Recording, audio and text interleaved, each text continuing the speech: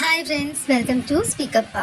இன்னைக்கு easy spoken English வீடியோவில் நம்ம he, him, his, himself, by himself இந்த மாதிரி வேர்ட்ஸ்லாம் எப்போ எந்த மாதிரி சுச்சுவேஷனில் யூஸ் பண்ணலாம் அப்படின்னு பார்க்கலாம். ஸோ ஃபஸ்ட்டு சென்டென்ஸ் பார்த்தீங்கன்னா ஹீனா என்ன மீனிங்? அவன் அப்படின்னு அர்த்தம். ஒரு ஆண் பற்றி நம்ம பேசுகிறதுக்கு யூஸ் பண்ணுற வேர்ட் தான் ஹீ அப்படின்னு அர்த்தம். ஹீ இஸ் வெரி இன்டெலிஜென்ட், அவன் மிகவும் புத்திசாலி அப்படின்னு நம்ம இங்கே சொல்கிறோம். தென் நெக்ஸ்ட் வேர்ட் பார்த்தீங்கன்னா ஹிம்னா அவனை.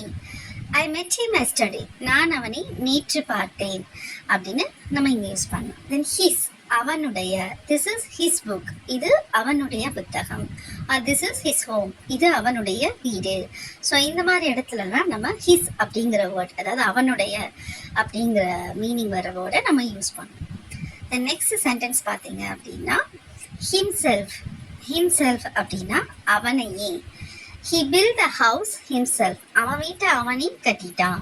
இப்போ ஹிம்செல்ஃப் அண்ட் பை ஹிம்செல்ஃப்க்கு ஒரு சின்ன டிஃப்ரென்ஸ் தான் இருக்கும். அவனே பண்ணிட்டான் அப்படிங்கிறதுக்கு நம்ம ஹிம்செல்ஃப் அப்படின்னு சொல்லுவோம்.